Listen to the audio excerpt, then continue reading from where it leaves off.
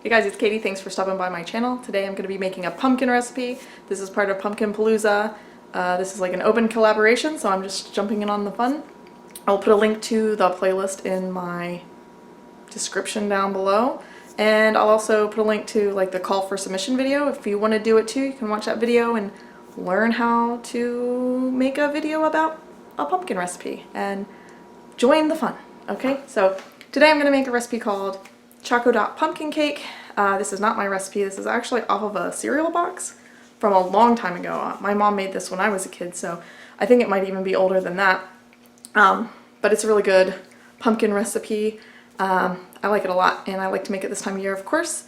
It was actually my wedding cake. We had a fall wedding. We actually just had our 15th wedding anniversary, so that was exciting.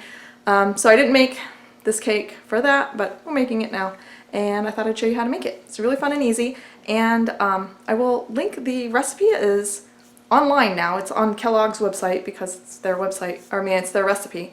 It's a little different than what I have written down. I have a handwritten copy from long ago, so I don't know if I've written it down wrong or if I made adjustments or if they've changed the recipe. So we'll talk about those changes as we come to them, but if you want to see the original recipe, it's down there.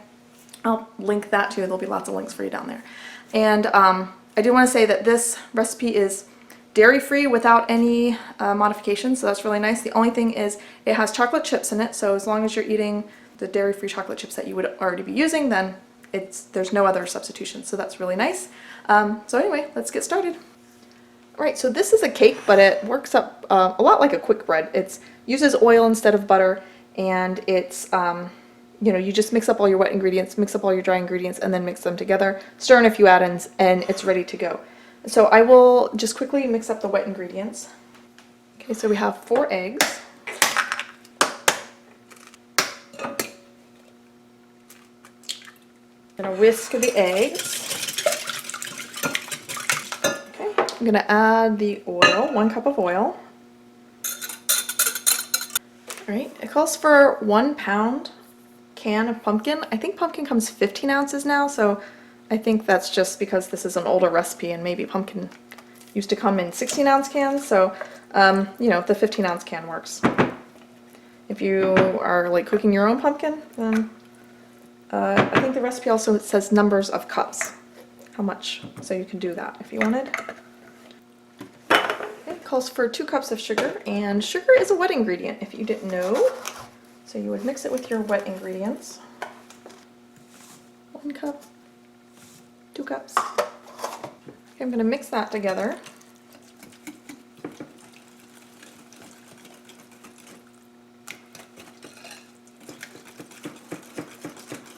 And to that we're going to add bran cereal. And this recipe was on a bran cereal box. So I guess, you know, they want you to buy the bran cereal. I've never made it without bran cereal, and I should try it sometime, because this is usually the only ingredient I have to go buy. Usually I have a lot of this stuff on hand, and I could make this, you know, whenever. But yeah, it gives it a nice, like, hearty texture, so, but it would probably still be good if you don't have bran flakes. And this is also our first deviation from the recipe that's posted online now. My recipe calls for 1.5 cups, and I think online it just calls for 1, so I'm just going to eyeball 1.5 cups. I don't know, maybe they're just trying to simplify the recipe.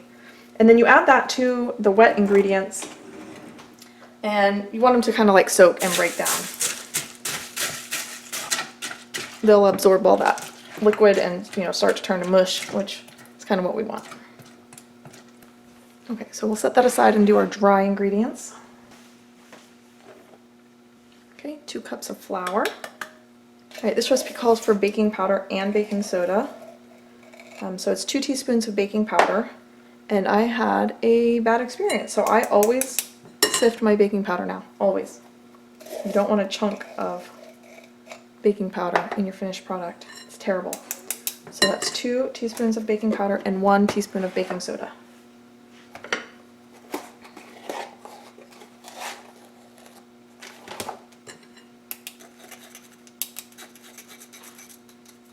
I'm going to add some spices, and the online recipe calls for pumpkin pie spice. My recipe has them written out, but I guess it's just everything that's in pumpkin pie spice.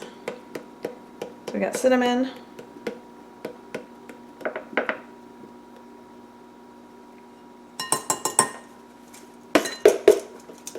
ground cloves, ground allspice, super underrated spice. I have an allspice prune cake recipe, which sounds, you know, really amazing, but it's actually delicious. I should do that recipe next. Yeah, allspice is one of my favorites. And then some dry ginger, some salt,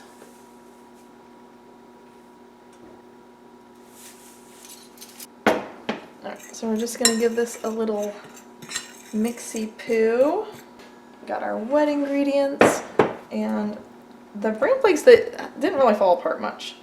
And I generally get like the generic bran flakes, and sometimes they're pretty chunky, and the cake still turns out. So don't worry about that if your bran flakes are still looking pretty flaky. And go ahead and get also my walnuts chopped up. This is my favorite way to chop nuts for baking. This is called an ulu knife, or sometimes it's called a mezzaluna, which means like half moon. And it's this like dish bowl-shaped cutting board with this curved knife. It does a really good job. It's really good for nuts, and it's really good for like herbs too. Anything that normally like flies all over the place when you have to chop it up fine, this does a really good job keeping everything contained. So I'm gonna have a cup of nuts. We'll add those in after we mix the wet and dry, so we'll just get these ready. Also calls for a cup of chocolate chips, which is like half a package. The Trader Joe's ones, as of the time I'm filming this, are dairy-free. I think, oh yeah, they even have them listed on the package, dairy-free. Wegmans brand are also dairy-free. There used to be many brands that were just naturally dairy-free. The list is dwindling. So as of now, Trader Joe's, Wegmans, and then you can get like specialty dairy-free chocolate chips, but that's what we're working with. Alright, so I'm gonna mix the dry into the wet.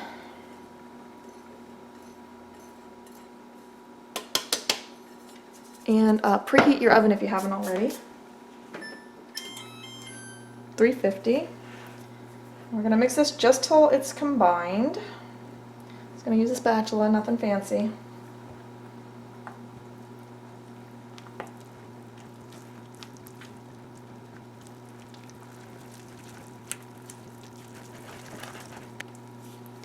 Okay, and it looks kind of lumpy because of the bran flakes, but that's fine.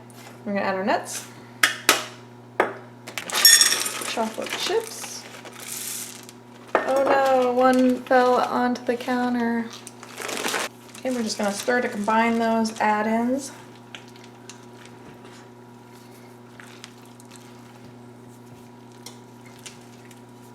Okay, looking pretty good, pretty thick, and it's pretty chunky.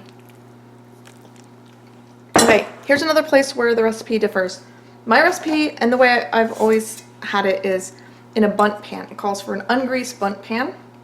The recipe online says to do it in a 9x13.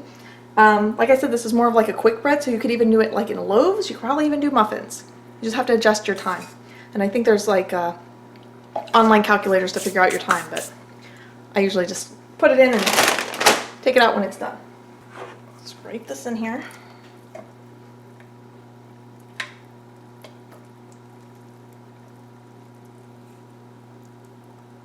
I'm just going to level it out a little bit so that it nice and even there. And then I'm going to put this in a preheated 350-degree oven for an hour and 10 minutes. Alright, so we're going to try to get this out of the pan. It's cooled a little bit, but it's still pretty hot, so just loosening it a little bit. Alright, so let's try.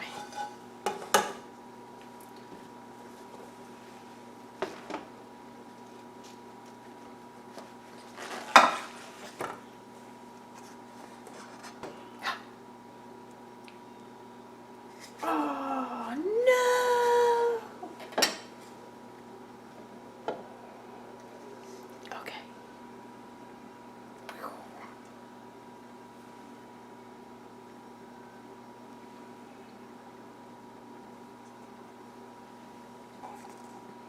Okay, it's not perfect, but it's delicious, so we can forgive.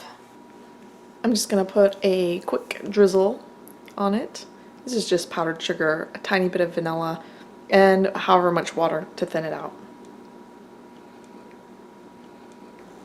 Alright, there's the cake. I hope you give this recipe a try. Let me know how you like it.